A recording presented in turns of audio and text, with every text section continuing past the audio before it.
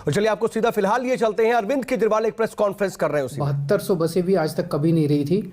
7200 बसें हैं, 1950 बसें और आ जाएंगी और लगभग 4800 बसों के फ्रेश टेंडर दिए जा रहे हैं।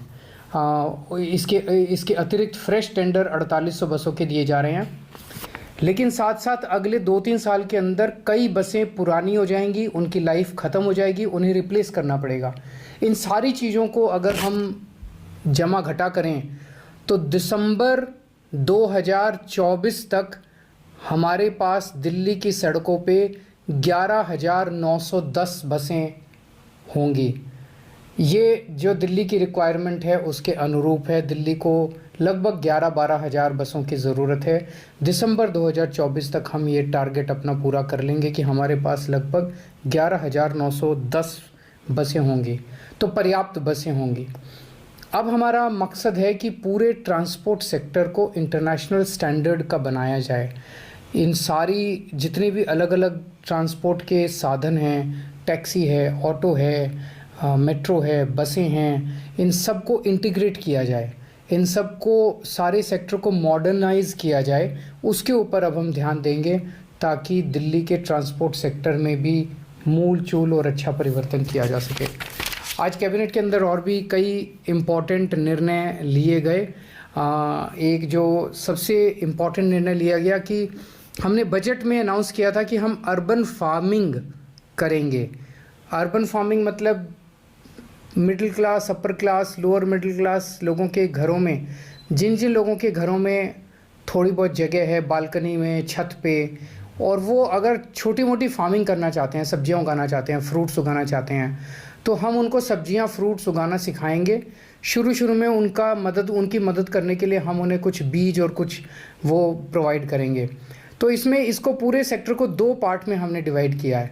एक वो लोग जो अपने घर की खपत के लिए अपने घर में सब्जी और फल उगाना चाहते हैं, और एक वो लोग जो इसको बिज़नेस करना चाहते हैं। उनके पास मान लीजिए थोड़ी ज़्यादा स्पेस है और वो बिज़नेस के तौर पे कुछ करना चाहते हैं।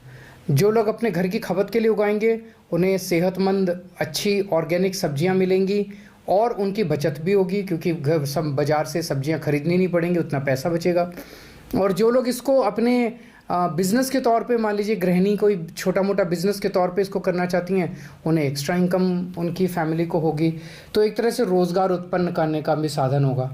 तो इसके लिए हम कई बड़े स्तर पे एक्सपर्ट्स को हायर कर रहे हैं और इंडियन एग्रीकल्चर रिसर्च इंस्टीट्यूट के साथ हम लोग इसके साथ टाई अप करने जा रहे हैं। ये एक्सपर्ट्स जो हैं पूरे दिल्ली में वार्ड के लेवल पे 400 के करीब वर्कशॉप्स ऑर्गेनाइज की जाएंगी लोगों को ट्रेनिंग देने के लिए अपने घर की खपत के लिए, और लगभग 600 के करीब वर्कशॉप्स की जाएंगी लोगों को बिज़नेस सिखाने के लिए। तो 1000 के करीब हम वर्कशॉप्स करेंगे। 1000 एक वर्कशॉप में हमें उम्मीद है 25-25 लोग आएंगे, तो 25,000 लोगों को, 25,000 फैमिलीज़ को पहले साल में हमें उम्मीद है इसका फ़ायदा होगा। आज इसके बारे में भी निर्णय लिया गया। अभी तक कोरोना को देखते हुए दिल्ली सरकार लोगों को फ्री राशन दे रही थी। जो राशन की दुकान से आपको राशन मिलता है वो राशन सरकार काफ़ी कम पैसे में देती है, लेकिन वो भी पैसा नहीं ले रही थी पिछले कुछ सालों से दिल्ली सरकार। उस स्कीम को 30 सितंबर तक और आगे बढ़ा दिया गया है, यानी कि आने वाले महीनों में भी आपको फ्री राशन, बिल्कुल मुफ्त राशन मिलता रहेगा। दिल्ली के जो गांव हैं, दिल्ली के गांवों को विकास करने के लिए हमने कुछ वर्ष पहले स्कीम निकाली थी कि हर गांव में 2 करोड़ रुपए के विकास कार्य करेंगे। लोग बताएंगे कि ये सड़क बना दो, यहाँ पे पानी का नलका बना दो, यहाँ पे ये चौपाल बना दो। जो लोग बताएंगे वो काम हम करेंगे।